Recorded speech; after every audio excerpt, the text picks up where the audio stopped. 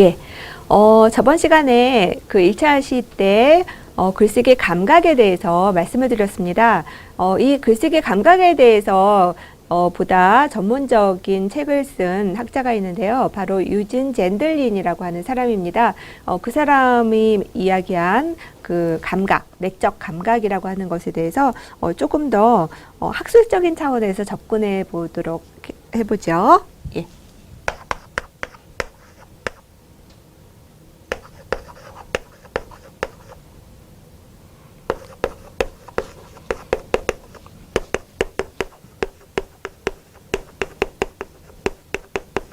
예. 자, 유진 젠들린이라고 하는 사람은 이 내적 감각이라는 말을 사용하고 있습니다. 내적 감각이라는 말을 그 사람은 뭐라고 얘기를 하고 있냐면요. 감지는 해요. 감지는 하지만 말로는 표현할 수 없어.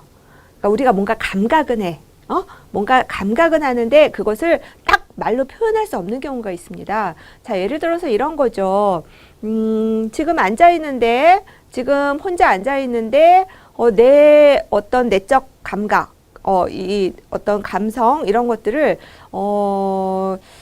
심심하다, 이렇게 표현을 했어요. 심심하다, 이렇게 표현을 했는데, 그게 내 지금 심정과 나의 어떤 감성, 감각을 정확하게 표현하고 있지 못한 것 같은 그런 생각이 들 수가 있죠. 그죠? 예.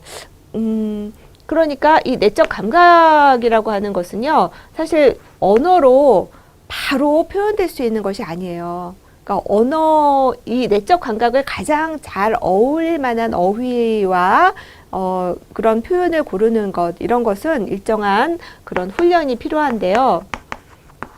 자, 예를 들어서 그 유진 젠들린 같은 사람은 이 내적 감각이라고 하는 것, 이런 것들을 이제 그 글쓰기에서 굉장히 중요하게 다루면서 그런 것들을 정확하게 표현하기 위한 방법으로 그냥 막 질러보라는 거예요. 나 이 감각 심심해. 뭐 여러 가지를 써보는 거죠. 또는 뭐 무료해.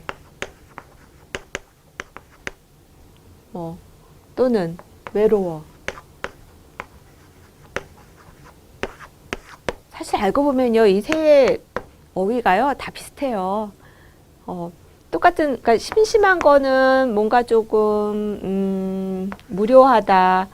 그리고 누구랑 놀고 싶은데 놀 사람이 없다. 외롭다. 뭐 이런, 그러니까 크게 차이가 있는 건 아닌데, 처음에는 나 심심해 라고 했는데, 딱히 이게 심심하다기보다는, 뭔가 조금 외롭고, 내가 혼자, 이 시간을 온전히 내가, 재밌게 또는 알차게 보낼 수 없는 어떤 상태, 정서 상태, 이런 것들을 이제 또 드러내는 것이기도 하기 때문에, 처음에는 이렇게 그냥 써보는 거예요. 머릿속에 제일 먼저 떠오르는 그런 단어들을 이렇게 적어보는 거죠. 그리고 나서 자신의 그러한 마음속에 있는 감각, 정서 이런 것들과 이러한 단어들이 어느 정도 거리가 있는가, 그리고 어느 정도 거리가 가까운가, 그 중에서 가장 거리가 가깝고 가장 어울릴 만한 그런 어휘를 찾아서 쓰게 되면은 그것이 바로 자기의 어떤 그 내적 감각을 가장 잘 표현할 수 있는 그런 어휘가 된다라고 이렇게 이야기를 합니다. 그래서 감지는 하지만 아직 표현하지 못하는 것을 표현하는 그런 프로세스로서 이제 유진 젠들린이라는 사람은 막 떠오르는 단어, 말 이런 것들을 환영하라라는 그런 전략을 제시를 하고 있습니다. 그냥 처음에 심심해. 환영하라는 거죠. 이건 아닌 것 같은데? 라는 표현도 적극적으로 환영해서 다 써보라는 거예요. 그 중에서 뭔가 좀 틀린 것 같아. 심심한 건 아니야. 심심한 건 아닌 것 같아. 왜냐하면 심심하면 나는 지금 뭔가 내가 재밌는 일을 하면 되는데 별로 재밌는 일을 할 만큼 내가 그렇게 막 에너지가 있는 것도 아니야. 내 마음 상태가 그렇게 에너지도 없고, 뭔가 동적인 상태가 아니야. 그리고 의욕도 없어. 그렇다면 심심한 건 아닌 것 같아. 무료한 것도 아닌 것 같아. 나 외롭구나. 이런 식으로, 가장 잘못됐다고 생각하는 자신의 어떤 내적 감각을 표현하는데 적당하지 않다고 생각하는 어휘들을 무시하지 말고 환영하라는 거죠. 그리고 나서 그 차이를 이제 하나하나 되새기면서 가장 적합한 어휘를 찾아나가는 그런 자세. 다시 말해서 틀렸다는 느낌을 무시하거나 지우지 말라라는 거고요. 그리고 본인은 원래 말을 똑부러지게 잘하는 사람은 아니니까 계속해서 탐색해서 가장 정확한 어휘를 찾겠다라는 이런 자세를 갖추는 것, 이것이 필요하다. 이렇게 이제 젠틀리는 말하고 있고요. 그 다음에 마지막으로 그 내적 감각에 다시 한번 귀 기울이는 것이 필요하다. 이건 뭔가 하면 외로워가 제일 어울리는 것 같아요. 여기서 끝나면 안 된다는 거거든요. 나 정말 외로운가? 내 정서를, 내 지금 이 감각을 이 외롭다라는 말 속에 다 담아낼 수 있나? 라는 것들을 다시 한번 내 내적 감각에 다시 한번 내가 주목해서 귀 기울이면서 그것을 몸으로 느껴보는 그런 시간을 다시 한번 가져보라는 것이고요. 그리고 마지막으로 그러한 연후의 마지막으로 새로운 마을이 떠오르게 되면 그러한 단어를 쓰게 되면 그것이 사실은 독자에게도 굉장히 어필할 수 있는 그러한 어휘가, 최종적인 어휘가 될 수 있다라는 것입니다. 자, 여기서 여러분 한 가지 뭔가 좀 어떤 느낌을 받으셨어요? 그 유진 젠들린이 얘기한 이 내적 감각을 하나의 어휘로 표현해내는 이 과정을 통해서 여러분 어떤 느낌 받으셨어요? 아까 그 전문적인 일이다. 글쓰기는 전문적인 일이다. 라는 말씀을 드렸는데요. 전문적인 일이라고 하는 것은 그 아마추어 글쓰기와는 다르다라고 말씀을 드렸죠. 자기 만족적인 그런 글쓰기가 아니라 사람들이 읽을만 하고 그리고 자발적으로 읽고 싶어 하는 그런 글을 쓸 수 있는 그러한 필자, 그러한 그 글쓰기 능력 이런 것들을 이제 갖추는 것이 굉장히 중요한 부분이라고 할 수가 있는데요. 자, 보시면 아시겠지만 여러분 생각나는 대로 아까 그냥 막 쓰라고 했잖아요. 그죠? 막 쓰라고 했는데 지금 막 썼어요? 막 쓰지 않았죠? 고도의 몇 단계를 거쳐서 간신히 지금 단어 하나 얻어낸 거 아니에요. 그죠? 그리고 실제로 여러분 그 김동인이라고 하는 그 1920년대부터 활동했던 그 식민지 시대의 대표적인 소설가죠. 예, 한국 근대 소설을 이제 반석 위에 올려놓은 비전공자들도 아마 김동인 정도는 다 알고 계실 거라고 보는데요. 김동인이 그 글을 쓰면서 자신의 창작론에 대한 글을 상당히 많이 썼습니다. 근데 거기에서 보면은 김동인이 무슨 말을 하고 있냐면요. 자기는 글을 쓸 때 가장 어려운 게 단어를, 어휘를 고르는 것이 너무너무 힘들었다고 그렇게 이야기를 하더라고요. 그러니까 어휘를 고르는데 어떤 때는 그 마땅한 어휘가 생각이 안 나서 거의 2, 3일을 고민하다가 한 문장을 완성을 하고 막 이랬다고 해요. 그런 것들이 뭘 의미하는 걸까요? 자, 여기서 알 수 있는 것은 바로 초고. 초고는 그냥 써라. 생각나는 대로 자유롭게 그냥 쓰라는 거죠. 초고는. 하지만 이 태고라는 것이 전문적인 글쓰기에서는 얼마나 중요한가라는 것들을 보여주는 사례라고 할 수 있습니다. 그래서 정말 전문적인 그런 작가, 전문적인 저자는요, 초고는 그냥 써요. 그냥. 생각나는 대로. 그리고 나서 뺄 거 빼고, 고칠 거 고치고, 덧붙일 거 덧붙이고, 그런 식의 퇴고 과정에 굉장히 많은 시간을 쏟습니다. 이것이 바로 아마추어와 그 전문가 글쓰기의 차이라고 할 수가 있는데요. 자, 아마추어들은 보통 어떻게 합니까? 초고 쓸 때 굉장히 시간이 많이 걸려요. 초고 쓸 때 그냥 못 쓰죠.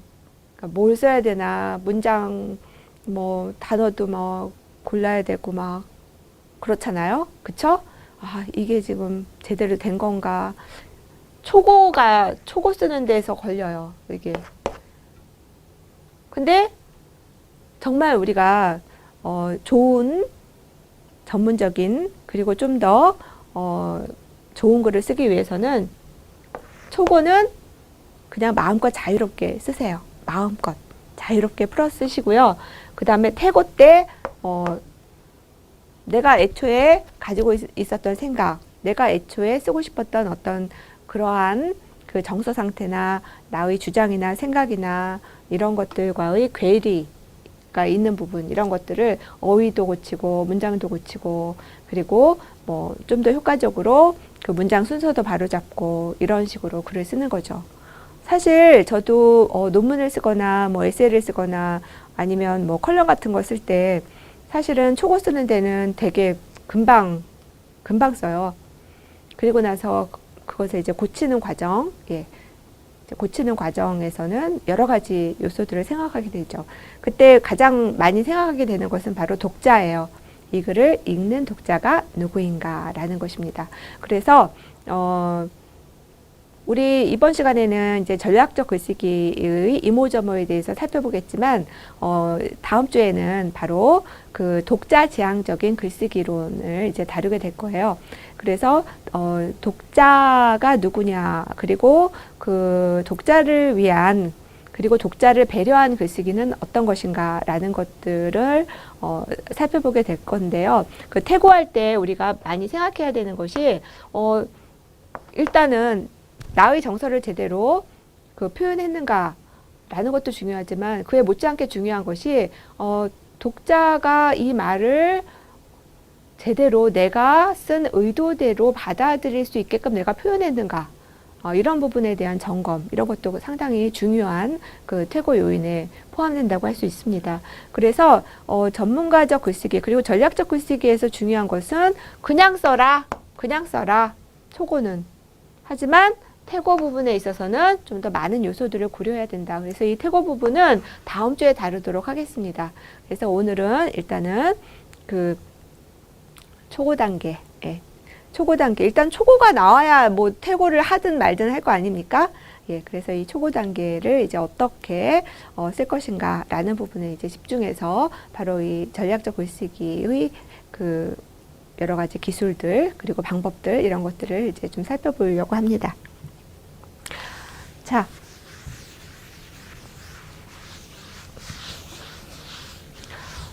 그 유진 젠들린의 이러한 그 내적 감각이라고 하는 것, 여기에서 이제 유진 젠들린은요, 이제 두 가지를 이야기하고 있어요.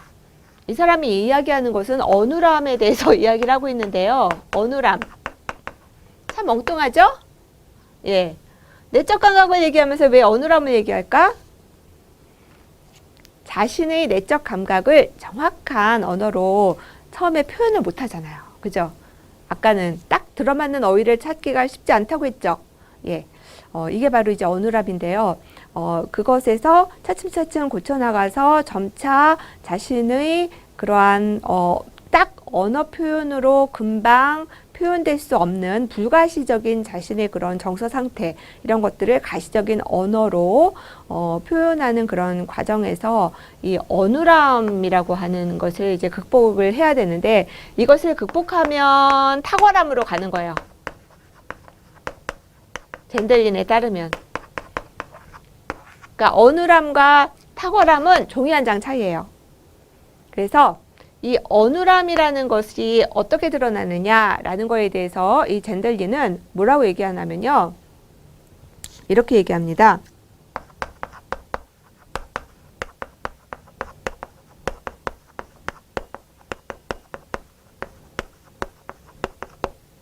너무 말이 많은 거, 어눌함이라는 거죠.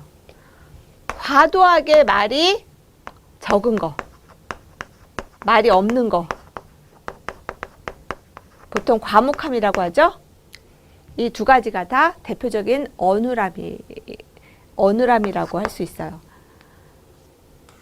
자, 말을 너무 많이 한다라는 거는 뭔가 하면요, 콕 집어서 말할 수 없다라는 거예요. 자신의 어떤 내적 감각, 내적 상태, 내적 정서, 이런 것들을 딱 맞는 그런 어휘를 찾아내는 것에서 실패한, 어떤 글쓰기에 있어서의 무능력을 드러내는 것이다. 이렇게 얘기를 합니다. 그래서 어눌함은 이렇게 두 가지 형태, 아주 정반대되는 거죠. 하나는 너무 말을 많이 하는 거고 하나는 너무 말을 안 하는 건데 이 두 가지 모두 사실은 어눌함이라는 말로 글을 못 쓰는 사람들의 특징이다. 이렇게 이야기를 합니다. 그래서 보통 이제 학교에서 이렇게 레포트를 내보면 A4 용지 한 장 분량으로 써와라 했는데 어떤 학생은 막 3장을 썼어요. 3장을 썼는데 그 3장이 굉장히 알찬 내용으로 다른 사람이 하지 않은, 다른 학생들이 하지 않은 그런 뭐 자료나 조사까지도 해가면서 알차게 쓴 것도 있지만 뭔가 뭐 정확하긴 한데 막 중언부언하고 핵심이 없고 뭐 이런 것들도 상당히 많거든요. 그래서 양이 많다고 좋은 점수를 받는 것이 아니잖아요. 그런 것처럼 과도하게 말이 많은 것도 문제고, 그러니까 말이든 글이든 경제적이어야 돼요. 왜냐하면 소통이잖아. 다른 사람들과 소통하는데 다른 사람들의 시간을 아껴줘야지 그렇게 뭐 쓸데없는 말을 함으로써 다른 사람의 시간을 낭비하게 하면 안 되죠. 그건 죄악이죠. 예, 그렇기 때문에 과도하게 말이 많은 것, 이것도 어눌함이고, 또 과도하게 말이 적은 것, 말이 없는 것, 이것도 어눌한 거죠. 말 못하는 사람들 입 꾹 닫고 있잖아요. 예. 자, 그러면 탁월함이라고 하는 것은 무엇인가? 예, 젠들린의 이론에서 저는 가장 재밌게 인상적으로 보는 것이 탁월함에 대한 정의인데요. 왜냐하면 여러분, 솔직히 이 탁월함이라는 걸 정의할 수 있습니까? 저는요, 어떤 글을 보고, 이 글은 별로 못 썼어. 이 글은 실패작이야. 이런 글들은 자신있게 말할 수 있어요. 그리고, 어떤 글은 조금 실패한 글이야. 이런 식으로 글을 쓰면 글이 안 좋아. 이렇게 얘기할 수 있어요. 안 좋은 글의 요건은 뭐 수백 가지도 들 수 있어요. 근데 탁월한 글이 무엇이냐라고 했을 때 어떻게 하면 탁월한 글이 될 수 있느냐라는 것을 말하라고 하면 저는 선뜻 말을 못 하겠어요. 왜냐하면 탁월함이라는 것은 너무나 주관적인 것이기 때문에. 자, 만연체 문장 쓰지 말고 간결체 문장으로 명확하게 자기의 의견을 피력하라. 이런 것도 분명 이렇게 글쓰기 책이나 글쓰기 이론가들이 이제 제시하는 것 중에 하나인데요. 사실 여러분 니체라든지 아니면 보르헤스라든지 이런 사람들 보면 글을 보면요. 한 단락이 막 몇 페이지예요. 그런 경우가 상당히 많거든요. 근데 뛰어난 작가들이잖아요. 그리고 또 문체가 얼마나 매력적이에요. 그러니까 단문으로 끊어 써라. 이런 게 탁월함이다. 이렇게 얘기할 수도 없는 거고. 그죠? 그리고 또 마찬가지로 어렵게 쓰지 마라. 누구나 다 알아들을 수 있는 그런 글을 써라. 정확하게 알고 있는 사람은 그것을 쉽게 풀 수도 있는 사람이다라고 얘기하지만 프랑스의 정말 글 잘 쓰는 조르주 아감벤이나 이런 사람들 글 읽어보면 너무 어렵거든요. 근데도 참 매력 있잖아요. 예, 오히려 롤랑 바르트 같은 경우에는 오히려 글이 독자들에게 사고력의 어떤 극한까지, 인간 사고의 극한까지 막 이렇게 몰고 가서 그것을 막 머리를 짜내고 막 이렇게 해서 이 사람이 뭘 쓰려고 했는지 막 이야기하는 그런 어려운 글일수록 독자의 사고력을 향상시키고 고양시키는 좋은 글이다. 이렇게 이야기를 하죠. 그렇기 때문에 이 탁월함에 대한 기준이나 탁월함에 대한 정의는 사실은 불가능하다고 보여지거든요. 그리고 그것은 취향의 문제고 각자의 그렇게 보여지는데 이 젠들린이라는 사람은 탁월함에 대해서 정의를 내리고 있다라는 것이 저는 상당히 인상적이었습니다. 뭐라고 정의를 내리고 있냐면요. 먼저 이 사람이 내린 그 탁월함의 길은요.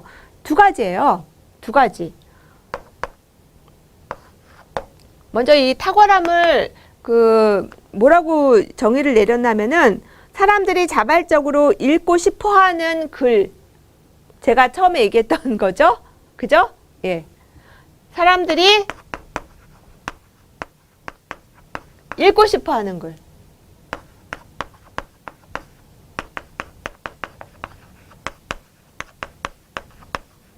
탁월함, 글에 있어서의 탁월함이 뭐냐? 별거 아니라는 거예요. 사람들이 읽고 싶어서 막 줄 서는 거.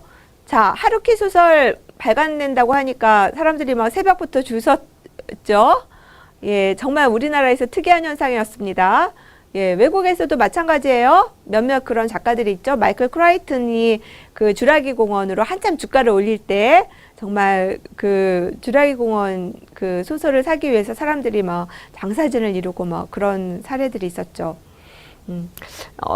그런 게 이제 탁월함. 사람들이 읽고 싶어서 막 정말 막 너무너무 읽고 싶어가지고 막 그런 책. 그리고 하룻밤 사이에 다 읽어버리는 책.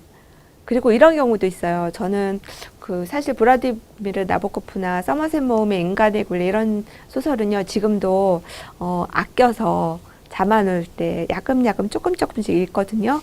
너무너무 예, 제가 좋아하는 책인데 그런 게 이제 탁월함이겠죠. 그죠? 예, 사람들이 자발적으로 정말 읽고 싶어 하는 책. 그런 책인데 그런 것이 이제 그런 글쓰기가 탁월함이라고 얘기할 수 있는데 그러한 탁월함에 도달하는 길은 두 가지라고 그 젠들리는 이야기하고 있습니다. 하나는 뭔가 하면요, 그냥 순수하게 탁월함을 향해서 가는 길이에요. 탁월한 글로 가는 길, 순수하게 탁월함을 지향해 가는 거.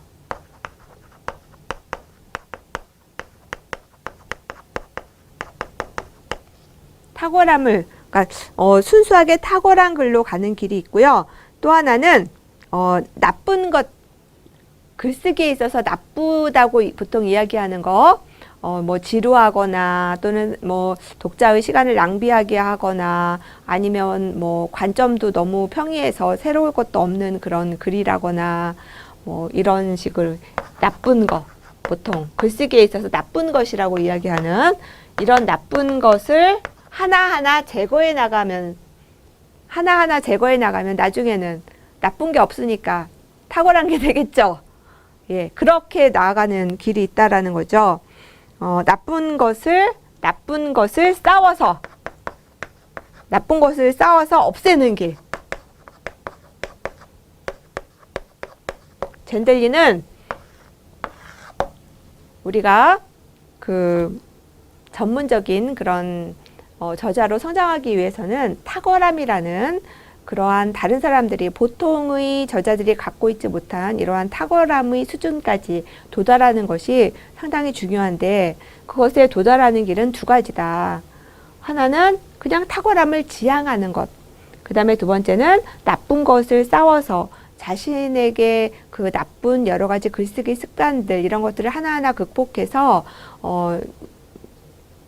그런 결함이 없는 그런 상태를 지향해 가는 것. 이렇게 두 가지 방법을 제시를 하고 있어요. 여기에서 이제 젠들리는 그 탁월함에 이르는 두 가지 길을 제시를 하고 있습니다. 하지만 우리가 이제 조금 여기에서 전략적 글쓰기의 차원에서 우리가 좀 생각해 볼 문제가 있는데요. 자, 여러분. 나쁜 것을 싸워서 이긴다고 해서 이게 탁월함을 보증을 할까요? 나의 나쁜 글쓰기 습관을 내가 다 극복하면 나는 정말 좋은 글을 쓸 수 있을까요? 어떤 의미에서는 나의 나쁜 습관 때문에 내 글이 거칠고 다소 뭔가 결핍되어 있는 듯하고 뭔가 좀 공격적인 것 같고 조금 저항적인 것 같고 일탈된 것 같고 그런 것이 오히려 내 글의 강한 생명력 또는 내 글의 어떤 개성 이런 것이 될 수도 있는 것은 아닌가 라는 것들을 생각해 볼 수 있는 것인데요. 그러니까 나쁜 것을 싸워서 없앰으로써 뭔가 탁월함에 도달한다라는 것은 다시 말해서 뭔가 좀 방어적으로 글을 쓴다는 건데요. 그죠? 내가 글을 쓸 때 자기 검열을 계속 한다라는 것을 뜻하는 것인데요. 이거는 위험을 감수하지 않겠다는 뜻이죠. 위험을 감수하지 않는다는 것. 그리고 또 하나는 지금 내가 막 복잡한 언어나 복잡한 어떤 그 생각 이런 것들을 생각이 정리되기 전까지는 쓰지 않겠다. 그죠? 그러니까 지금 현재 막 헝클어진 내 생각을 헝클어진 언어로 쓰는 위험을 감수하지 않겠다라는 것. 그리고 완전히 이해하지 못한 것은 절대로 쓰지 않겠다. 그러니까 다시 말해서 완전히 이해하지 못한 것을 쓰는 위험을 감수하지 않겠다라는 것을 의미하는 것이고, 더 나아가서는 말에 뼈가 있어서 다른 사람들에게 뭔가 울림을 줄 수는 있지만 노골적인 언어로 글을 쓰는 것에서 오는 위험을 감수하지는 않겠다. 이런 것들을 의미하는 것이잖아요. 그죠? 근데 정말 우리가 지금 얘기한 것처럼 이런 위험들을 감수하는 글들, 예를 들면 방어하기보다는 그냥 공격적으로 글을 씀으로써 뭐 여러 가지 위험의 요소들도 있지만 뭐 그런 것들을 감수하는 거. 대표적으로는 여러분 그 북친이라고 하는 생태학자죠. 예, 미국의 학자. 그 북친의 글을 보면은 굉장히 거칠어요. 그리고 그 사람은 원래 그 노동자 출신, 프롤레타리아 출신의 그 교육도 제대로 받지 못한 사람이거든요. 혼자 독학하다시피 했던 분인데 그분이 쓴 글을 보면 너무 직설적이에요. 그리고 비판도요, 실명을 들어서 비판을 하거든요. 심지어는 촘스키도 비판을 해요. 촘스키처럼 그런 진보적이고 급진적인 그런 지식인까지도 비판을 해요. 그리고 그 유럽에 보통 그 귀족 좌파라고도 하고 뭐 그러죠. 우리나라에는 뭐 강남 좌파라는 말도 있는 뭐 이런 사람들도 비판을 하고 그럽니다. 근데 아주 실명을 들어서 비판을 하고 문장도 아주 거칠어요. 그러니까 그런 위험을 북치는 자신 있게 감수를 하는 그런 글쓰기를 하고 있는 거죠. 그리고 어떤 의미에서는 나쁜 것, 쓰레기, 막 이런 것들, 쓰레기 같은 그런 언어도 구사를 해요. 그러니까 포스트 모더니스트들을 이제 비판을 하는 글을 보면요, 그 사람들을 이제 뭐 정크에 비유를 하는데 정크가 쓰레기죠. 예, 정크다. 그들의 글은 다 정크다. 뭐 이런 식으로 사회 변혁을 교묘하게 무력화시키는 전략이다. 뭐 이런 식으로 아주 극단적인 언어를 쓰고 있어요. 그럼에도 불구하고 북친의 글은 아주 잘 읽히거든요. 그리고 굉장히 지극히 그의 계급에 어울리는 그러한 글쓰기를 하고 있다는 것이죠. 그러니까 글쓰기와 그의 존재와 의식이 유리되어 있지 않다라는 것이죠. 이런 위험을 감수한 북친의 글이 나쁜 글일까요? 아니잖아. 오히려 막 점잖게 글을 쓰고 막 사실 말을 막 우회적으로 직접 그런 위험을 감수하고 싶지 않기 때문에 막 우회적으로 글을 쓰고, 사실 우리나라 같은 경우에는 평론가들이 그렇게 글을 쓰는 경우가 상당히 많아요. 그래서 주례사 비평이다 뭐 이런 말도 있지 않습니까? 예, 그런 글은 정말 읽기가 싫죠. 읽다 보면 속이 좀 빤히 이렇게 보이는 것 같기도 하고. 그러니까 그 탁월함을 지향하는 것에서 나쁜 것을 싸워서 없애는 이러한 길이 갖는 것은요, 굉장히 방어적인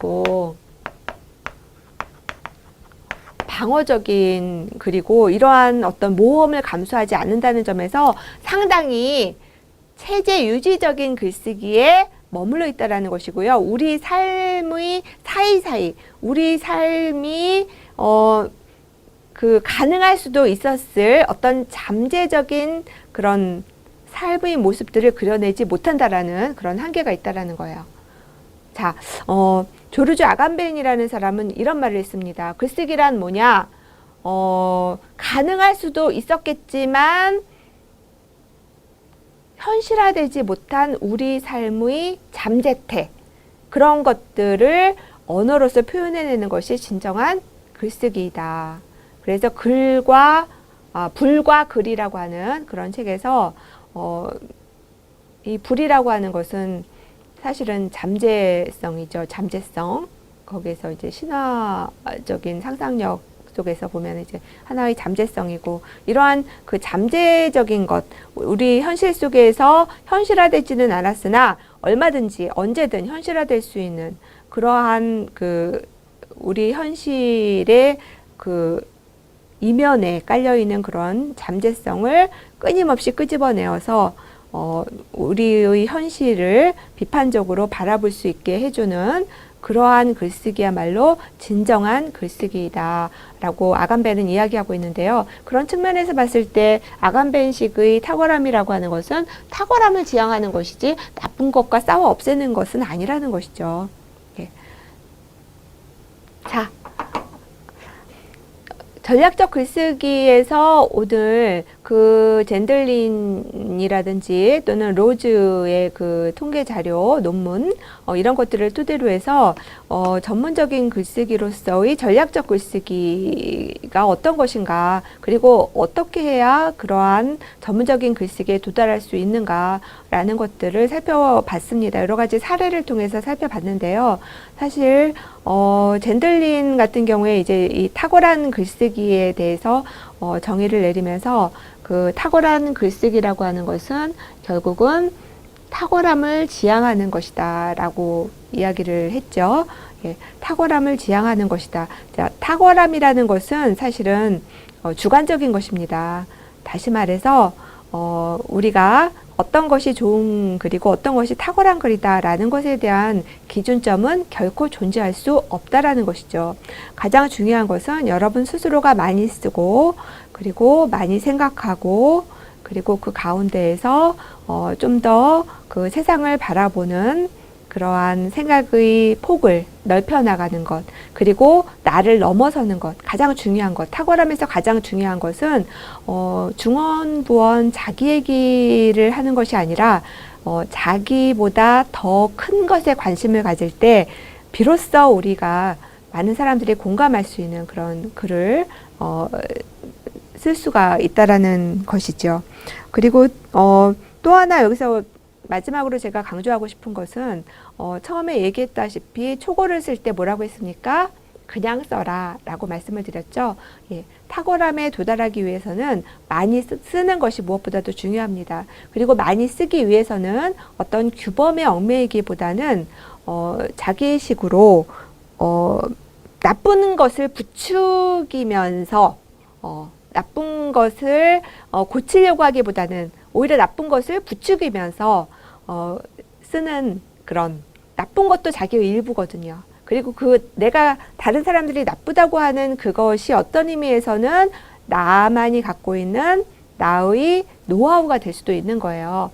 그러니까 너무 글쓰기 그런 그 교재를 보면서 이런 거 고쳐야겠구나 라는 것보다는 여러분들이 그 나쁜 것에 대해서 좀 환영하고 나쁜 것에 대해서 관대하고 그리고 나쁜 것에 대해서 그러한 것들을 어떻게 나의 무기로 재활용할 수 있을 것인가, 이런 것들을 좀 더 생각해보고 그 나쁜 것이라고 하는 것이 내 내적 감각과 어떤 관련성을 또 맺고 있는가, 이런 것들도 살펴보는 것, 이런 것이 굉장히 중요한 부분이라는 생각이 듭니다.